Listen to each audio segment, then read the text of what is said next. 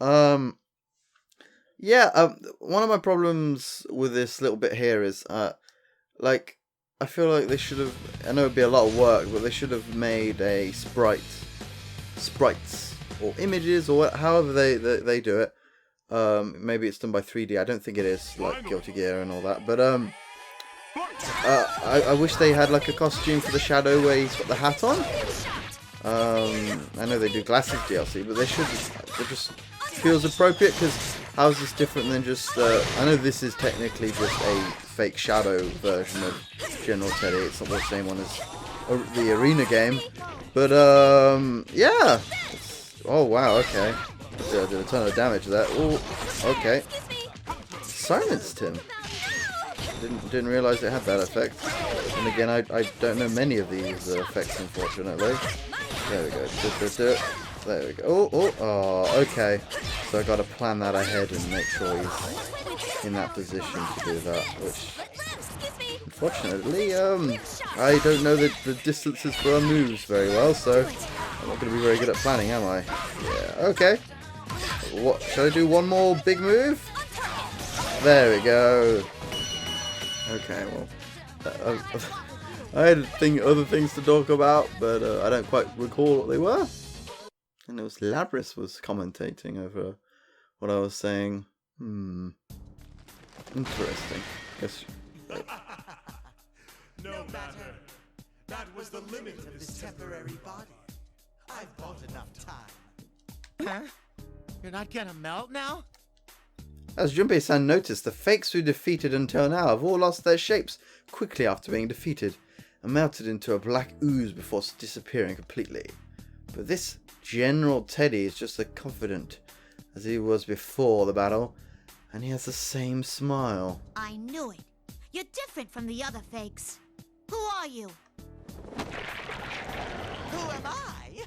I'm General Teddy. Who else? Well then, bye-bye, you pesky vermin. Ah! Hey! Get back here! General Teddy swirls his cape about him with a laugh and disappears, vanishing into thin air without a trace. Hey, Yucatan. He said something about a vessel being completed. Wasn't that kind of suspicious? Yeah, it must mean that we don't have any time left, and when we defeated that General Teddy, he didn't disintegrate like the other fakes. There must be more to this case. Kenkun is right. General Teddy is different from the fakes that we've been running into up until now. Plus these words he said before fighting. Minazuki said he'd make his world, and Shokin talked about my world. And yet General Teddy said...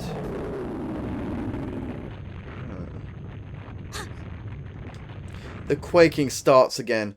The blackboard and the podium rattle loudly, and some of the decorations on the walls fall down.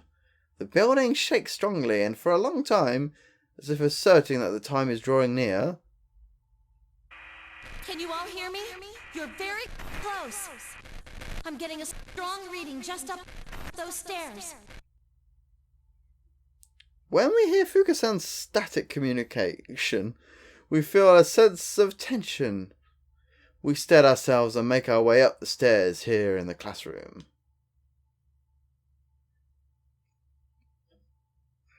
Oh, look, P1 climax loading. At the end of this long, straight set of stairs, we find a door. When we open that heavy, cold door, we see... Oh, the hazy moon immediately grabs our attention. It seems much closer than we had seen in a while wandering the town. And then there are the countless crosses. They're the same as the ones that Mitsuru-san and the others had been bound to. These crosses are scattered all around the area we find ourselves in. No way. Is this place? Is this the moon viewing tower from Gekkoukan High? It seems this place is truly outside, and a strong wind blows at us. This must be a landing jutting out from the side of the tower. I see a number of oddly shaped objects around. From one of those places, I see a black shape flying towards us. When it lands, I see... Sho Minazuki. That's right. It's It's where you killed Ikutsuki. This time, it'll be the place where you all die. See, I've already written what's going on your tombstones. It's some real poetical literature. Just kidding. Shokun, please stop this! Even if you do it, it'll change nothing! Is this all because you hate us? Because we stopped Akutsuki? You really don't ever shut up, do you? I already told you that I don't give a shit about some dead guy. I'm doing this because it's fun. Watching you all freak out is hilarious. You're nothing but goddamn pests that can't do anything on your own.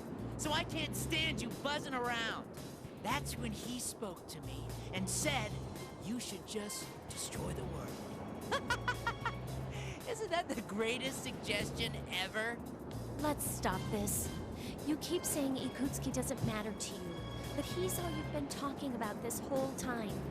What was that, bitch? Ikutsuki was a worthless ass who did whatever he wanted to me and still ended up dead. That's all. I don't give two shits about someone like him. That's not true, Shokun. You're only running from your problems. You shouldn't turn away from your true self. Shokun, come back with us. None of us hold any of this against you. Didn't you see what happened before?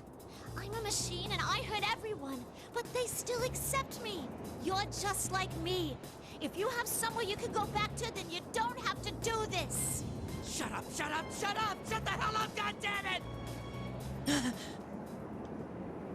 His flustered rant suddenly breaks off. The X-shaped scar behind his red bangs is glowing a dull reddish white. I already know what this means. That's enough. How far must you go in attempting to ruin this plan? You're Minazuki, huh? Unfortunately, the borrowed power has been exhausted. From here on, I have to deal with you myself. An emotionless, icy glare pierces us.